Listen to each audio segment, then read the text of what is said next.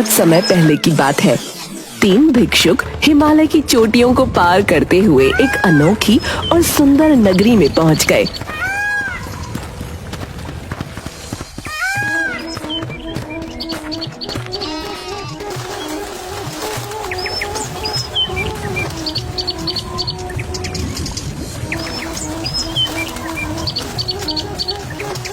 ये नगरी तो देखने में बहुत ही सुंदर मालूम पड़ रही है। आपने बिल्कुल सही कहा गुरुजी। इतनी सुंदर नगरी तो मैंने सिर्फ सपनों में देखी है। गुरुजी, भिक्षा मांगते मांगते आप तो हमें हिमालय की चोटियों तक ले आए। मुझे तो लग रहा था कि हम तीनों ठंड से हिमालय में ही जमकर रह जाएंगे। ये जरूर ईश्वर की ओर से हमारे लिए पुरस्कार है गुरुजी। प्रेमपाल, हम सिर्फ भिक्षुक ही नहीं बल्कि मार्गदर्शक भी हैं। पहले जाकर हमें इस सुंदर नगरी को देखना चाहिए।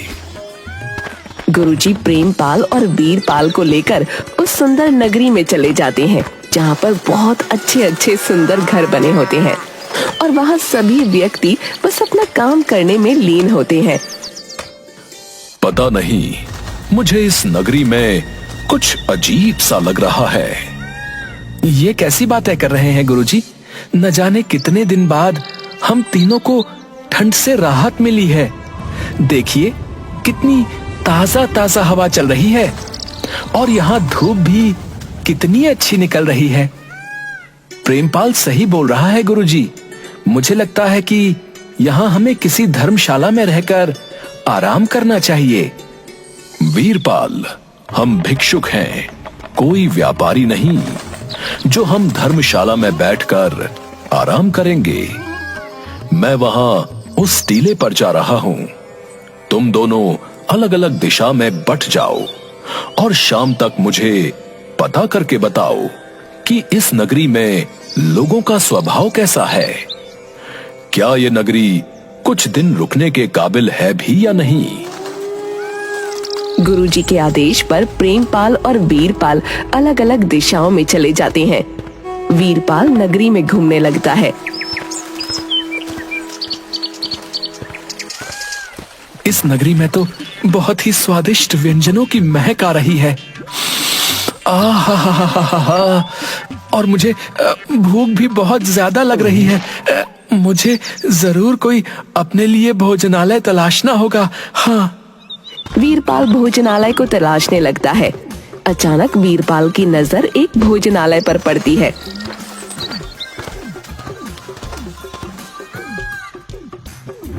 कुछ खाने को मिलेगा? कौन हो तुम? इस नगरी में तुम्हारी आवाज मैं पहली बार सुन रहा हूँ। मैं एक भिक्षुक हूँ। भिक्षुक? ये कौन होते हैं? जो भिक्षा मांगकर खाते हैं। समझ गया, तुम कोई काम धंधा नहीं करते और मांग कर खाते हो। नहीं, आप मुझे गलत समझ रहे हैं। मेरा कहने का मतलब वो नहीं है। तो फिर क्या मतलब है? तुम हमें मार्गदर्शक कह सकते हो, मार्ग दिखाने वाला। तब तो तुम्हारे लिए ये सारा भोजन मुफ्त है। इसका मतलब तुम देख सकते हो। देख सकते हो से क्या मतलब? क्या तुम नहीं देख सकते? नहीं, सिर्फ मैं ही नहीं बल्कि इस नगरी का कोई इंसान नहीं देख सकता। तुम हमारे राजा से जाकर मिलो, वो तुम्हें बहुत सारा इनाम देंगे। इस नगरी में तुम किसी से भी बोल देना कि तुम मार्गदर्शक हो। वो तुम्हें मुफ्त में भोजन, कपड़े, मकान, यहाँ तक कि सुंदर कन्या से तुम्हारा विवाह भी कर देंगे।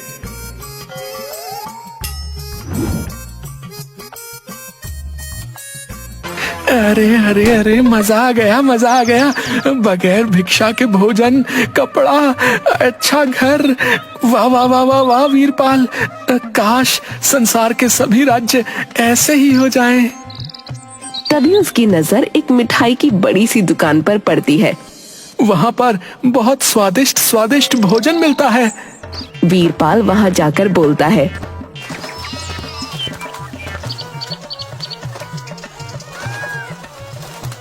अरे ये मिठाई तो बहुत ही स्वादिष्ट मालूम पड़ रही है। ये मिठाई मेरी पत्नी ने अपने हाथों से बनाई है। मेरे हाथों की बनाई हुई मिठाई जो है इस नगरी में प्रसिद्ध है भैया। क्या तुम मुझे मिठाई दे सकते हो? बिल्कुल दे सकता हूँ, अगर तुम्हारे पास इसे खरीदने के लिए मुद्राएं हैं तो। शायद तुम मुझे जानते नहीं हो। मैं एक मार्गदर्शक हूँ। तो तुमने मुझे पहले क्यों नहीं बताया? तुम्हारे लिए तो ये सारी मिठाइयाँ मुफ्त की हैं। तुम्हारी जितनी मर्जी हो उतनी ले जाओ भैया, मगर याद रखना शाम के समय राजमहल में जरूर आना। राजा तुम्हें ढेर सारा इनाम देगा। वीरपाल बहुत सी मिठाई लेकर सीधा एक ऊंचे टीले की ओर चला जाता है, जहाँ पर गुरुजी प्रेमपाल के साथ उसका ही इंतजार कर रहे होते हैं। प्रेमपाल, अब तुम बताओ, तुम्हें ये नगरी कैसी लगी? गुरुजी, मुझे ये नगरी बहुत ही अजीब सी लगी। यहाँ के वासी अजीब अजीब तरह की बातें कर रहे थे। कई बार तो मुझे ऐसा लगा जैसे कि वो मुझे देख ही ना रहे हों।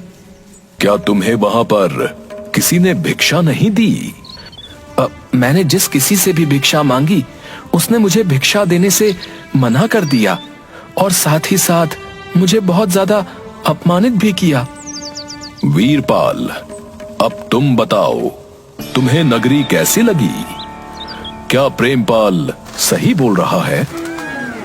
नहीं गुरुजी, मुझे लगता है कि प्रेमपाल इस नगरी को समझ नहीं पाया।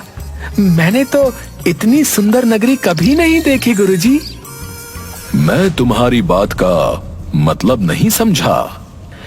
गुरुजी, मैंने भी भोजनालय से कुछ भिक्षा मांगी थी और उसने भिक्षा देने से इनकार कर दिया। मगर जैसे ही मैंने बताया कि मैं एक मार्गदर्शक हूँ, उसने मुझे सारा भोजन मुफ्त में खिला दिया गुरुजी। ये कैसी बात कर रहे हो तुम? तुम्हारे मार्गदर्शक बताने से उसने तुम्हें भोजन मुफ्त में खिला दिया? ये तो कुछ भी नहीं गुरुजी। उसने मुझे ये भी कहा कि इस नगरी में तुम किसी के भी सामने कह दो कि तुम एक मार्गदर्शक हो तो वो तुम्हें मुफ्त के कपड़े, भोजन, सभी कुछ देगा। और हाँ गुरुजी, एक बात बताना तो मैं भूल ही गया। इस नगरी में जितने भी इंसान हैं ना, वो सब के सब अंधे हैं। हमें यहाँ से अभी और इसी वक्त वापस जाना होगा। ये नगरी हमारे लिए खतरों की नगरी है। ये कैसी बातें कर रहे हैं आप गुरुजी?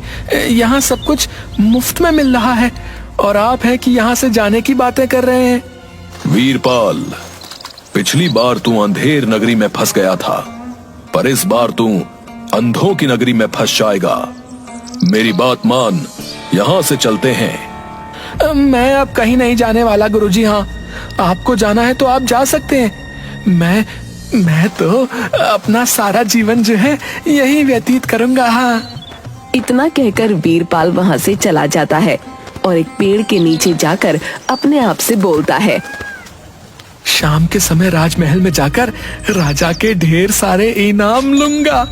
उसके बाद गुरुजी को दिखाऊंगा, तब उन्हें पता लगेगा कि वीरपाल मूर्ख नहीं है।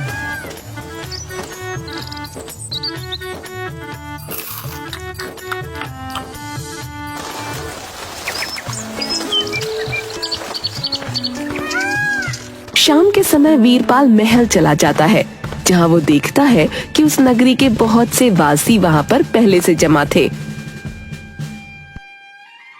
तुम कौन हो? मैं एक मार्गदर्शक हूँ महाराज। आपकी प्रजा ने मुझे बताया कि आप मार्गदर्शकों को बहुत से इनाम देते हैं। तो तुम इनाम लेने के लिए यहाँ पर आए हो? क्यों नहीं, आओ आओ, पहले हमारा न्याय देखो। अरे, इतना सम्मान तो मुझे कहीं भी नहीं मिला। ये राजमहल कितना सुंदर है और उससे कहीं अधिक सुंदर तो इस राजा का दिल है। मेरी तो हो गई बल्ले बल्ले। कुछ देर बाद राजा के महल में एक बूढ़ा व्यक्ति आता है।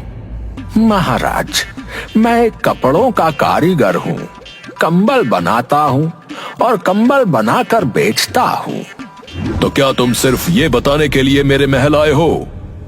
नहीं महाराज, बात असल में ये है कि कल रात मैंने बड़ी मेहनत से एक कंबल तैयार किया और अगली सुबह मेरे बगल में रहने वाला व्यक्ति बाबू लोहार उस कंबल को चुरा कर ले गया महाराज।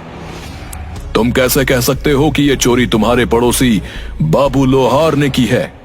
महाराज, बाबू लोहार लोहे के जूते पहनता है और सुबह मैंने उसके जूतों की आवाज सुनी।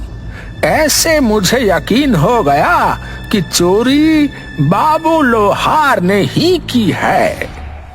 जाओ, जाकर बाबू लोहार को पकड़ कर लेकर आओ। सैनिक कुछ ही देर में बाबू लोहार को पकड़ कर ले आते हैं। क्या तुमने ही इसका कंबल चुराया है? हाँ महाराज, मैंने ही चुराया है। लेकिन क्यों? क्योंकि कल रात मैंने देखा ये दूसरा कंबल ओढ़कर सो रहा था, जबकि इसके पास उस कंबल से अधिक मोटा और गर्म कंबल रखा हुआ था। मुझे लगा कि ये कंबल बेकार का है, इसीलिए मैं इसे यहाँ पर उठाकर ले आया महाराज। जब तुम्हारे पास मोटा कंबल था तो तुम उसे भी ओढ़ सकते थे। तुमने बहुत बड़ा अपराध किया है। महाराज, मैं कुछ समझा नहीं। तुम्हें तुम्हारे अपराध की सजा मिलेगी।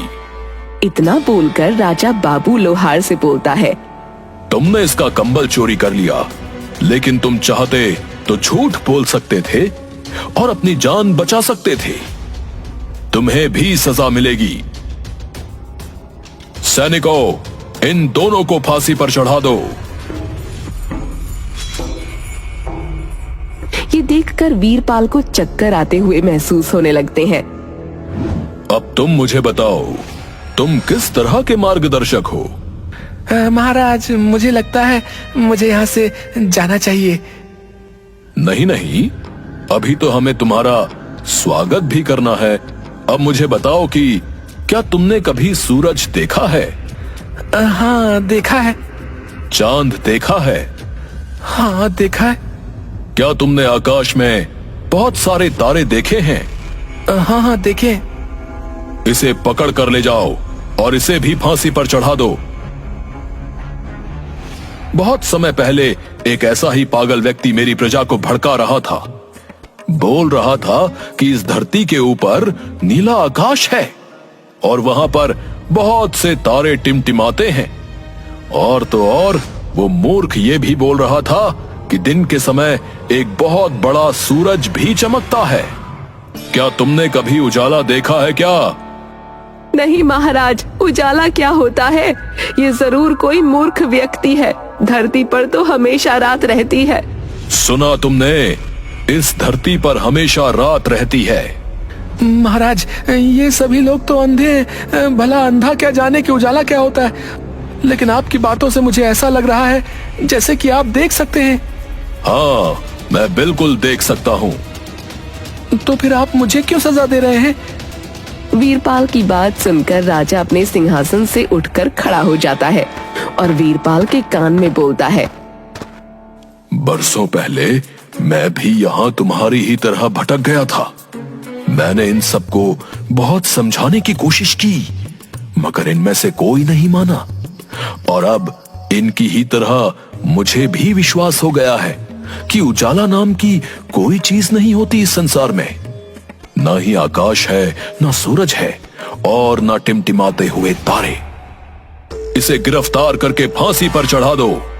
सैनिक वीरपाल को गिरफ्तार करने वाले ही होते हैं कि तभी वहाँ पर गुरुजी और प्रेमपाल आ जाते हैं। मुझे बचा लो गुरुजी, मुझे आपकी बात माननी चाहिए थी। ये मेरा प्रिय शिष्य है राजन, इसे छोड़ दीजिए। नामुमकिन है ये मूर्ख झूठ बोलता है। कहता है कि इस धरती के ऊपर आकाश है, तारे हैं, सूर्य है। मेरे राज्य में इन सब बातों की सजा मृत्यु दंड है। आपका आदेश सर आंखों पर। मैं आपके न्याय के विपरीत नहीं जा सकता, लेकिन मैं आपसे कुछ कहना चाहता हूँ। कहो क्या कहना चाहते हो? महाराज, मैं आपके कान में कुछ कहना चाहता हूँ, अगर आपकी आज्ञा हो तो। ऐसी क्या बात है? वो आपके बहुत काम की बात है। राजा गुरुजी को इशारा करके गुरुजी को अपने नजदीक बुलाता है। गुरु राजा के कान में कुछ बोलते हैं। ठीक है, आज तो तुमने कुछ ऐसा कह दिया, पर आज के बाद कभी भी लोगों को मूर्ख मत बनाना। तुम जा सकते हो और दोबारा यहाँ पर कभी नजर मत आना। वीरपाल जल्दी से उठकर गुरुजी के साथ निकलकर उस नगरी से बाहर भाग जाता है।